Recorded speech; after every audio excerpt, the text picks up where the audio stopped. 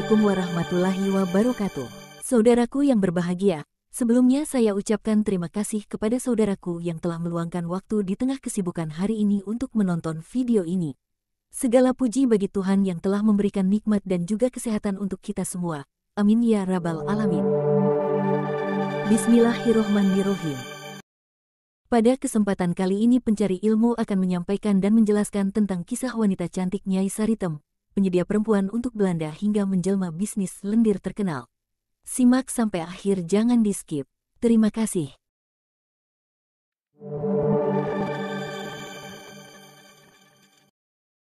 Di Bandung terdapat kawasan yang diberi nama Saritem atau belakangan disebut Gang Doli. Dulunya kawasan dikenal sebagai tempat lokalisasi. Nama ini berasal dari sosok perempuan bernama Nyai Saritem atau Nyai Sari Iteng. Pada 17 April 2007 silam, pemerintah kota Bandung memutuskan untuk menutup kawasan prostitusi Saritem.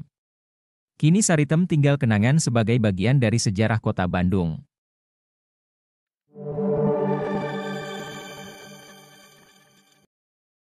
Cerita tentang Nyai Saritem yang dikenal cantik tersebut ada beragam. Satu sisi menyebut dia adalah gundik, muncikari, orang pertama yang menarik perempuan belia untuk menjadi teman kencan tentara Belanda di masa itu.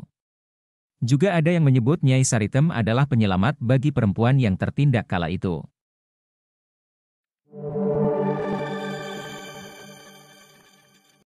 Ramainya perbincangan soal Nyai Saritem diawal dengan munculnya potret wanita berparas ayu yang kerap disebut-sebut sebagai Nyai Saritem di internet. Sosoknya tampak elegan dengan balutan kebaya aksesoris berupa gelang dan antik bak wanita priai. Dilansir dari paragram.id yang mengutip info Bandung, Saritem adalah wanita cantik yang merupakan seorang gadis pedagang jamu. Saritem muncul pada era kependudukan Belanda di Indonesia. Karena memiliki pesona cantik, Saritem dijadikan istri simpanan oleh seorang pria Belanda. Memiliki suami orang Belanda membuat kehidupan Saritem berubah dan jadi orang kaya. Saritem pun memiliki gelar yakni Nyai Saritem. Bersamaan dengan aktivitas Saritem sebagai istri orang Belanda, kala itu di kawasan Jalan Gardu Jati, Belanda ingin membangun tempat khusus bagi para prajurit Belanda yang ingin menumpahkan hasrat seksualnya.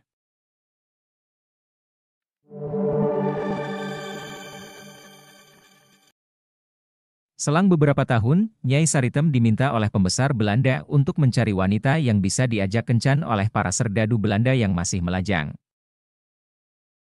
Kebetulan, pada saat itu daerah Gardu Jati memang dijadikan sebagai markas militer Belanda.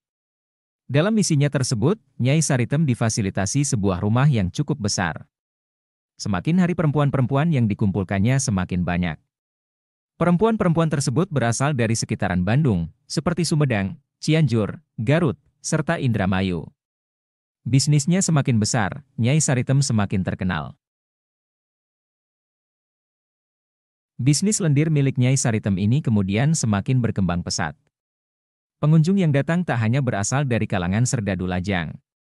Para prajurit yang sudah lanjut usia juga kerap berkunjung ke tempat ini.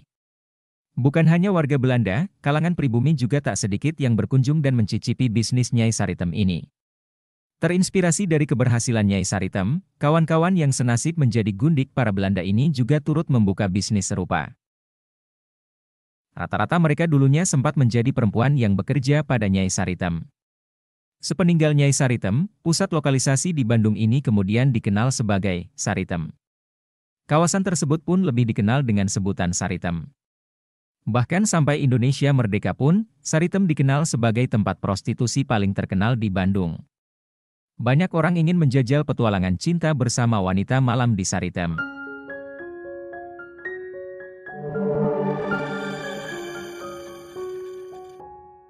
Demikianlah penyampaian dan penjelasan tentang kisah wanita cantik Nyai Saritem, penyedia perempuan untuk Belanda hingga menjelma bisnis lendir terkenal. Semoga bermanfaat. Jangan lupa like, share dan subscribe agar saya lebih semangat lagi dalam berbagi ilmu dan informasi yang menarik lainnya. Terima kasih. Wassalam.